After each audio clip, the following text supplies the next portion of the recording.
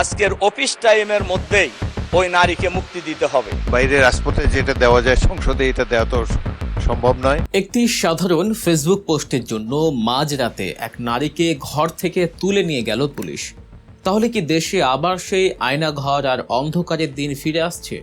যে স্বাধীনতার জন্য এদেশের মানুষ রাজপথে রক্ত দিল, সেই স্বাধীনতা কি তবে এখন কেবল ক্ষমতাসীনদের গোলামি করার নাম? ভোলার জামায়াত কর্মী বিবি সওদাকে যে কায়দায় গ্রেফতার করা হয়েছে তা দেখে সারা দেশের বিবেকবান মানুষ আজ স্তম্ভিত। সমালোচনা কি এখন রাষ্ট্রদ্রোহিতা? সরকার কি এতটাই দুর্বল যে সামান্য একটি ফেসবুক পোস্ট তাদের মসনদে নাড়িয়ে দিচ্ছে?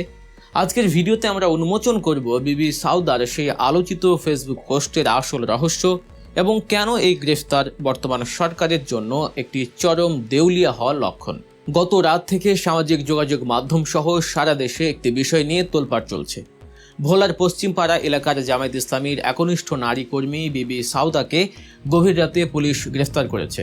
এই গ্রেফতারের খবর দাবানলের মতো ছড়িয়ে পড়ার পর থেকেই সাধারণ মানুষের মনে দেখা দিয়েছে তীব্র ক্ষোভ আর নানা প্রশ্ন। বিষয়টি এতটাই গুরুত্ব পেয়েছে যে খোদ জাতীয় সংসদেও এই নিয়ে ঝড় তুলেছেন জামায়াত ইসলামীর নেতা রফিকুল ইসলাম খান। সংসদে দাঁড়িয়ে তিনি বিবি সওদার নিঃশর্ত মুক্তি দাবি করেছেন। তিনি অত্যন্ত কড়া ভাষায় বলেছেন, যে কারণে এই নারীকে গ্রেফতার করা হয়েছে তার মধ্যে কোনো রাষ্ট্রদ্রোহিতার ছিটে ফোটা চিহ্ন নেই, বরং এটি ছিল দেশের বর্তমান পরিস্থিতির একটি অত্যন্ত যৌক্তিক এবং গভীর রাজনৈতিক বিশ্লেষণ। তাহলে প্রশ্ন জাগে, দেশের পরিস্থিতি নিয়ে কথা বলা কি এখন থেকে জেল খাটার কারণ হবে? আমরা যদি ঘটনার গভীরে যাই তবে দেখতে পাই পুরো দেশ গভীর ঘুমে আচ্ছন্ন। ঠিক তখনই ভোলার পশ্চিমপাড়া এলাকার জমজম টাওয়ারে হানা দেয় গোয়েন্দা পুলিশের একটি বিশাল দল। তাদের লক্ষ্য কোনো দুর্ধর্ষ সন্ত্রাসী বা খুনি ছিল না, তাদের লক্ষ্য ছিল 37 বছর বয়সী একজন সাধারণ গৃহবধূ বিবি সওদা। পুলিশের পক্ষ থেকে দাবি করা হয়েছে তিনি নাকি তার ফেসবুক আইডি থেকে রাষ্ট্র এবং সরকারের বিরুদ্ধে বিভ্রান্তিকর তথ্য ছড়িয়েছেন। এমনকি পুলিশের এফআইআরেও বলা হয়েছে তিনি নাকি জিজ্ঞাসাবাদে স্বীকার করেছেন যে তিনি স্রেফ ভিউ পাওয়ার আশায় প্রধানমন্ত্রী এবং স্বরাষ্ট্রমন্ত্রীকে নিয়ে আজে বাজে কথা লিখেছেন। কিন্তু সত্যি কি তাই?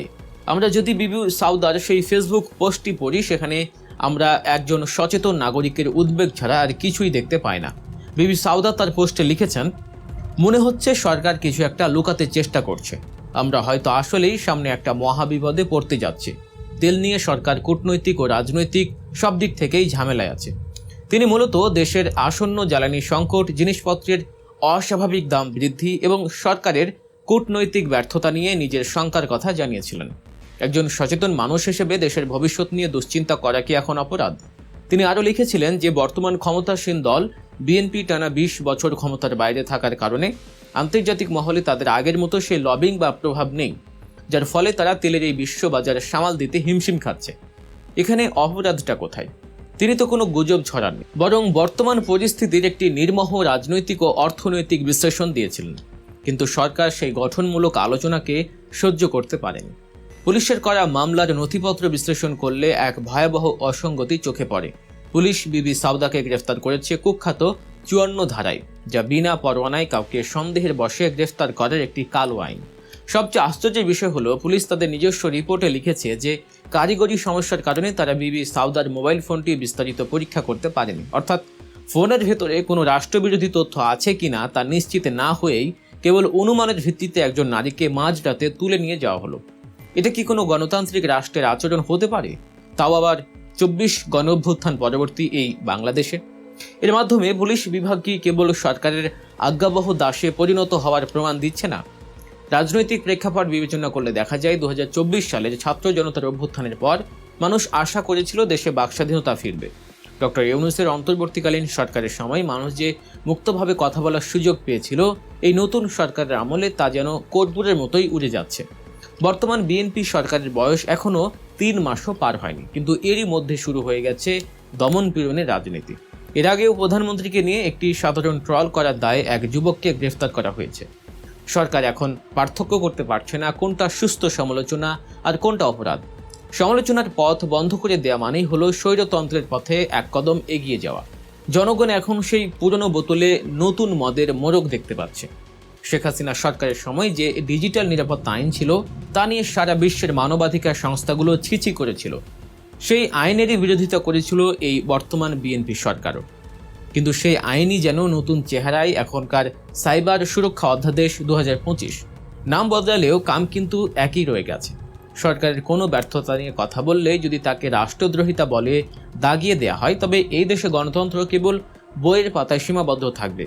বিবি সাউদার গ্রেফতারের ধরনই বলে দিচ্ছে সরকার আসলে তাদের দুর্বলতাগুলো ফাঁস হয়ে যাওয়ার ভয়ে কতটা তটস্থ। সবচেয়ে বড় মানসিক প্রশ্ন হলো, বিবি সাউদা একজন মা, তার ঘরে মাত্র 3 বছর বয়সে একজন ছোট বাচ্চা রয়েছে।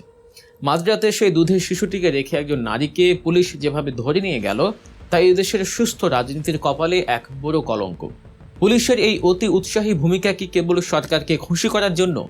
রাজনৈতিক বিশ্লেষকরা বলছেন, বিবি সাউদাকে গ্রেফতার করা আসলে কেবল একজন ব্যক্তিকে গ্রেফতার করা নয়, বরং এটি সারা দেশের মানুষের প্রতি একটি সতর্ক বার্তা বা হুমকি। সরকার মেসেজ দিচ্ছে যে তেলের দাম বাড়লে বা বিদ্যুৎ না থাকলে টু শব্দটিও করা যাবে না, করলে আপনার দরজায়ও মাঝরাতে কড়া নাড়বে পুলিশ। সরকারের এই আচরণ সরাসরি তাদের দেউলিয়াত্বের প্রমাণ দেয়, কারণ যারা জনগণের ভোটে নির্বাচিত হওয়ার দাবি করে তাদের সমালোচনা সহ্য করার হিম্মত থাকতে হয়। অথচ সামান্য একটা ফেসবুক পোস্ট যা একজন জামায়াত কর্মী শেয়ার করেছিলেন, তাতেই সরকারের মসনদ কেঁপে উঠল। এতে প্রমাণিত হয় যে তেলের সংকট নিয়ে বিবি সাউদা যে কথাগুলো বলেছিলেন তা হয়তো তিতে হলেও সত্যি, আর সত্য চিরকালই ক্ষমতাসীনদের কাছে তিক্ত লাগে।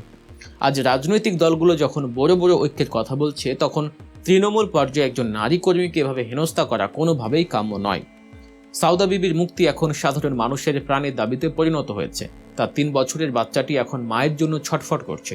একজন মাকে এভাবে তার সন্তানের বুক থেকে ছিঁটে নিয়ে যাওয়া কি কোনো সভ্য সমাজের কাজ হতে পারে? রাজনৈতিক প্রতিহিংসার বলি কেন হবে একজন সাধারণ নারী? সরকার যদি মনে করে এভাবে পুলিশ দিয়ে মানুষের জবান বন্ধ করে দেওয়া যাবে, তবে তারা ইতিহাসের শিক্ষা ভুলে গেছে। স্বৈর শাসকরা চিরকালে সমালোচনাকে ভয় পায়, কিন্তু শেষ পর্যন্ত জনগণের শক্তির কাছে তাদের হার মানতে হয়। দেশের এই অস্থির সময়ে সঠিক তথ্য ও নির্ভীক বিশ্লেষণ সবার আগে পেতে আমাদের সাথেই থাকুন। বিবি সাউদার এই গ্রেফতার নিয়ে আপনার মতামত কি? সরকার কি সত্যি স্বৈরাচারের পথে হাঁটছে? আপনার মন্তব্য কমেন্ট বক্সে জানান। ভিডিওটি ভালো লাগলে লাইক দিন এবং অবশ্যই আমাদের চ্যানেল গল্প নিউজ সাবস্ক্রাইব করে আমাদের পরিবারের সদস্য হয়ে যান। দেখা হবে পরবর্তী কোনো ভিডিওতে। আল্লাহ হাফেজ।